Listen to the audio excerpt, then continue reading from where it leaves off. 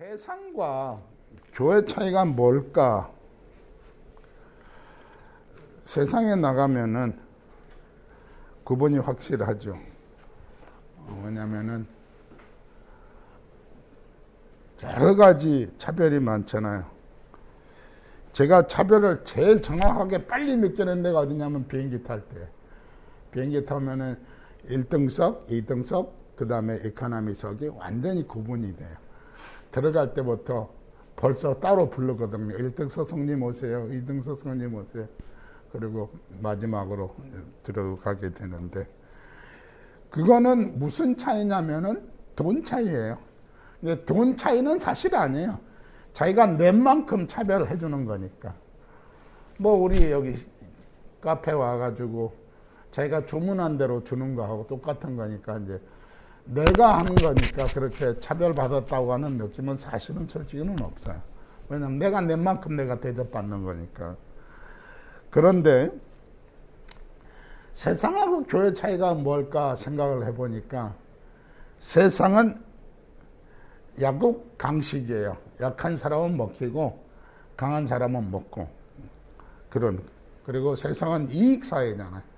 나한테 이익이 되면은 뭔가 다 해결이 되는데, 교회는 이익 사회가 아니잖아요. 공동체 사회고 더불어 사회고, 그 다음에 누구든지 환영받을 수 있는 그런 사회잖아요. 그런 것을 보면서 이제 이 말씀을 준비하면서 나는 교회에서 차별 안 받았을까? 저도 엄청 교회에서 차별 받았어요. 제가요, 교회를 몇 번 떠나려고 했던 적이 있어요. 그래서 이제 어머님한테 제가 나 교회 떠나겠습니다. 왜 떠나겠? 교회에서 차별하면 어떻게 하냐고. 저는 차별 많이 받고 살았거든요.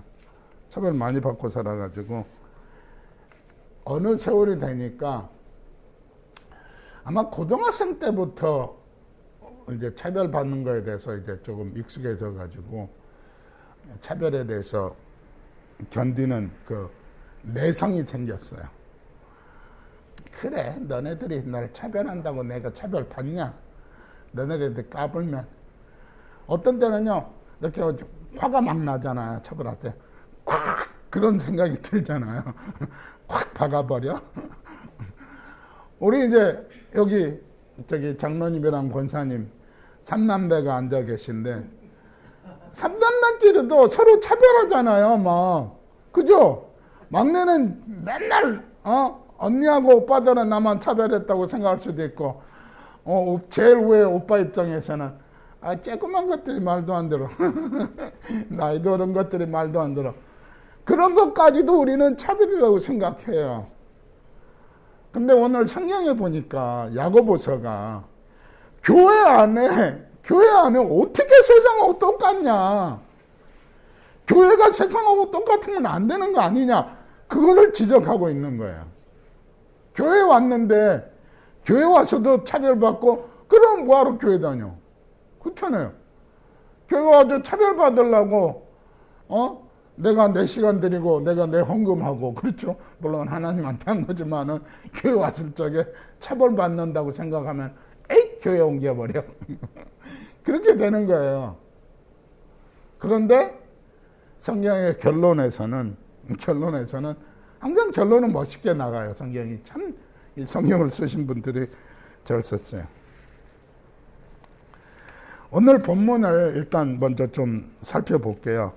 1절부터 4절은 세상을 닮은 교회의 모습, 성도들의 모임이, 어떻게 성도들의 모임이 세상하고 똑같냐.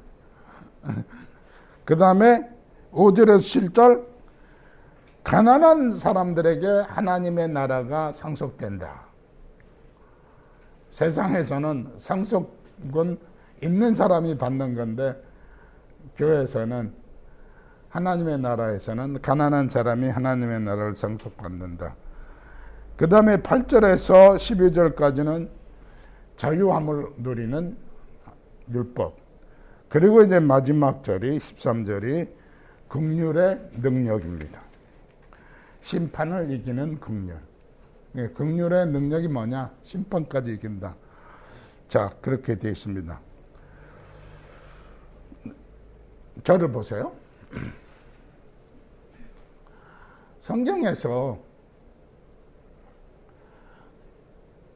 말씀할 적에 교회는 그러면 안 된다라고 하는 거잖아요. 최소한 더 교회는 그러면 안 된다. 교회 왔는데 차별당하는 느낌을 받도록 해서는 안 된다. 우리 교회가 참 좋은 거는 뭐냐면요. 일단 들어오면은 무슨 커피 드릴까요? 물어봐요. 우리 이진숙 전도사님이. 꼭 찬 거요? 따뜻한 거요? 그러니까 원하는 거 주는 거잖아. 원하는 거. 차가운 거 달라는데 뜨거운 거 주고 뜨거운 거 달라는데 차는 주는 대로 먹어. 그게 아니잖아요. 다른 데서는 주는 대로 먹어가 많잖아요. 근데 우리는 이제 원하는 대로 다 해주고 그 다음에 가격을 안 따지잖아요. 야, 싸구려 먹어. 달라떼 달라고 하면 싸구려 먹어. 그렇게 안 하잖아요. 그러니까 자기가 원하는 거. 교회 다니면서 느낌이 뭘까? 그런 느낌이어야 되는 거 아닌가? 우리가 하나님의 나라에서 살 적에, 교회 올 적에 참 기분이 좋게 왔다가 기분이 좋게 가야 되는데 차별받고 갔다. 나는 대접받지 못했다. 물론 그런 것도 거꾸로 생각할 수 있어요. 우리가 대접받으러 교회 오는 건 아니에요. 물론 차별받으려고 오는 것도 아니지만은 그렇다고 대접받으려고 하는 거니. 거꾸로 이제 저나 우리 최 목사님이나 이제 사역자 입장에서 볼 적에는 우리는 대접하고 섬겨야 되는 위치에 있잖아요. 그런데 교회는 모든 성도가 서로 섬기려고, 서로 사랑을 베풀려고 와야 된다. 특별히 교회에 멤버십을 갖고 있다. 그러면은 교회 교인이다. 그 교회 교인 등록된 교인이다. 그러면은 누구든지 와서 그렇게 할 수 있도록 해야 된다 그런 겁니다. 친구들이 저를 놀릴 적에 하는 말 중에 하나가요. 야, 제발 생긴 대로 좀 놀아라. 생긴 대로 놀아라. 제가 어떻게 생겼어요? 완전히 토종 머슴처럼 생겼잖아요. 어떤 사람 소도둑, 수염 안 깎았다면 바로 소도둑이라고 놀리니까. 그런데 하는 거는 꼭 뭐 이렇게 저기 그 막걸리 스타일인데 뭐 양주 찾는다고. 나 양주 안 찾았어. 그래. 막걸리도 안 찾아. 그랬더니 아주 맨날 그러잖아. 저기 설렁탕 먹으러 가자면은 스테이크 먹으러 가자. 내가 설렁탕 좋아하는데 제가 그러거든요. 자, 우리가 차별을 할 적에 무엇 때문에 그럴까? 옛날에 제가 한번 말씀을 깊이 있게 다룬 적이 있는데 사람들이 첫 번째가요, 소문 듣고 그렇게 해요. 소문 듣고. 두 번째로 선입견이 있어요. 얼굴 보고, 아, 저 사람은 저렇게 했다. 그 다음에 거기에 대한 이제 편견이 생겨요. 이게 소문 듣고, 선입견이 있고, 편견하고, 또 오해하고, 그러면서 이제 차별을 하기 시작하는데, 우리는 모든 사람을 하나님의 자녀로 생각해야 된다고 하는 겁니다. 그리고 소문이라고 하는 것이 우리가 내서는 안 된다. 무슨 얘기냐면요. 사람들이 이 소리 저 소리 막 해요. 이제 오늘 점심 약속을 파주에서 했거든요. 이제 파주에 친구 목사님 만나러 가는데 그 목사님 참 내가 좋아해요. 왜 좋아하냐면요. 한 번도 얼굴 찡그런 거 못 봤고, 그리고 남에 대해서 그 사람은 이렇다라고 부정적으로 말하는 걸 한 번도 들은 적이 없어요. 이게 목사님들이니까 그렇다. 아니에요. 목사님들이 다 그렇지 않거든요. 근데 그분은 한 번도 내가 막 그분에 대해서 막 불평을 얘기하잖아요. 친구니까 얘기할 수 있잖아요. 근데 그래도 안 해요. 아, 그래서 그럴 때마다 내가 민망해. 내 불평을 얘기했을 때. 그것이, 아, 그렇다고 하면 뭘까? 우리는 더불어 사회로 오거나 하는 생각을 많이 하게 되고요. 자, 한국이 당연하게 편견이 많은 사회입니다. 지역, 그 다음에 학교, 그 다음에 그 사람의 배경, 이런 것들을 엄청 따지잖아요. 그런데 왜 그럴까? 성경에 보니까 첫 번째 번째로 사람을 외모로 판단하지 말라. 아까 얘기했어요. 소문 듣고 선입견으로 편견으로 그렇게 차별을 한다고 그랬는데 외모로 판단하지 말라. 사람을 외모로 판단하지 말라. 저처럼 자유분방하게 그러니까 그 뭐라 그래 방목했다고 그래야 되나요?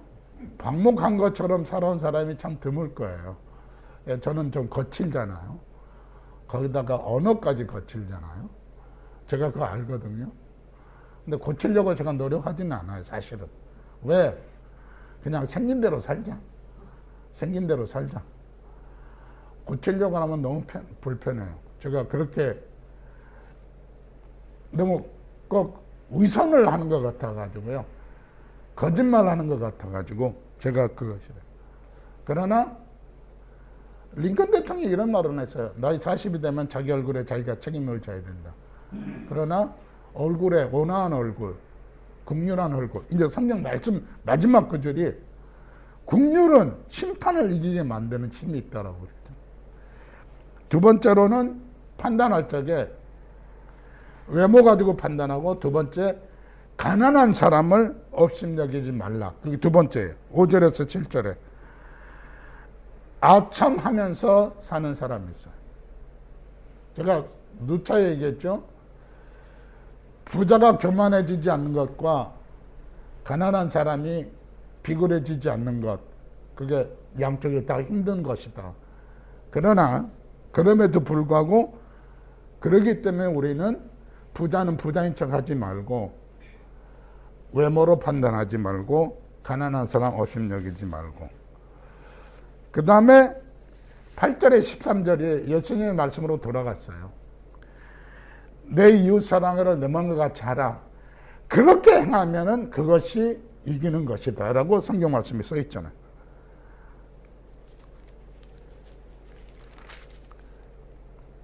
8절에 너희가 만일 성경에 기록된 대로 내 이웃 사랑하기를 내 몸과 같이 하라 하신 최고의 법을 지키면 잘하는 것이니라. 그러면서 마지막 절에 긍휼을 행하지 않은 자에는 긍휼 없는 심판이 있으리라. 긍휼은 심판을 이기고 자랑하느니라. 긍휼이 뭘까? 내 이웃 사랑하기를 내 몸과 같이 살아가는 것. 그것이 긍휼이라고 하는 겁니다. 제가 이제 미국을 이제 사람들이 자꾸만 아직도 물어보는 말씀들이 이제 질문이 뭐냐면요. 목사님, 미국 살 거예요? 한국 살 거예요? 미국 좋아요? 한국 좋아요? 미국 좋은 거, 제일 좋은 게 뭐냐면요. 차별이 없어요, 미국에. 일단, 차별금지법이 있는데, 직장이나 학교나 어느 다에서도 차별하다 그것이 걸리면은 다 완전히 망하는 거예요. 첫 번째 제일 중요한 게 색깔 차별하면 안 돼요. 백인, 흑인, 동양인 그 소리 했다. 그래서 요새 한국 사람들은 뭐 흑인이다 뭐 여러 가지 단어를 많이 써요. 제가 이제 여기다가는 얘기할 수 없는 용어들이 많이 있거든요. 흑인을 부를 적에. 근데 거기서 미국에서 공식적인 용어는 아프리칸 아메리칸 단어 쓰고요. 동양 사람은 옛날에는 오리엔탈이라고 그랬는데 오리엔탈이라는 단어 쓰면 안 돼요. 욕먹어요. 그것도 차별하는 단어라서 에이시안 아메리칸이라는 단어 쓰고요. 백인은 커케이시안이라고 단어를 써요. 그 단어를 다르게 쓰는데 색깔 하면 안 되고요. 성차별하면 안 돼요. 남자가 여자가 그러면 안 되고요. 그 다음에 제일 중요한 게 뭔지알아요? 미국에는 은퇴가 없어요. 연령 차별 안 돼요. 연령 차별. 그러니까 늙은 사람이 젊은 사람이 그렇게 하면 안 돼요. 그래서 법적으로 헌법에 은퇴 연령이 없어요. 교수든 목사든 은퇴가 없어요. 근데 우리 교단법이 70에 은퇴잖아요. 우리 교단법 미국 헌법에서 딱 넣으면요 다 없어져요. 우리 교단 헌법 망가져요. 교단. 그래서 이제 목사님들이 뭐라고 은퇴하라 그러면 헌법에 걸어버린다. 헌법에 걸면 걸려 우리 교단법은. 미국 헌법이 더 위에거든요. 교단법보다. 그거는 참 좋은 것 같은 느낌이 들어요. 왜? 미국에 좋은 게 뭐냐? 차별이 없는 사회. 그렇다고 법적으로는 차별이 없어요. 근데 실제로는 차별이 엄청 많죠. 제일 나쁜 게 안 하는 척 하면서 차별하는 거잖아요. 심지어 신학교에서도요, 교수님들끼리 나가면은 백인 교수님들 나가고, 그 다음에 여자 교수님들 나가고, 남은 사람이 누구냐면은 흑인 교수님하고 동양 교수님이래요. 그래서 둘이 간대요. 제가 교수님 하기 힘들어요. 그러니까 아니, 가르치는 건 다 괜찮은데 여기서도 차별이 있어. 눈에 안 보이는 차별. 자, 그럼 우리가 차별하지 않는 방법이 뭘까? 그 사람의 입장을, 오늘 성경에 보니까 차별하지 않으면 어떻게 해야 되느냐? 하나님의 사랑을 기억하라. 그 다음에 그 사람의 입장을 파악하라. 그 사람의 상황을 파악하라. 저 사람이 왜 저렇게 행동했을까? 그러면은 그 사람을 이해할 수 있다. 제가 여기서도 또 이 얘기도 많이 했던 얘기인데, 영어로 얘기할 적에 이해한다는 말이 understand라는 단어로 써요. understand. Do you understand? 그렇게 물어보잖아요. 그러면 stand under예요. 그 사람의 밑에서 보면은, 밑에서 보면은 그 사람을 우러러 보는 거잖아요. 위에서 보면은 깔보는 거잖아요.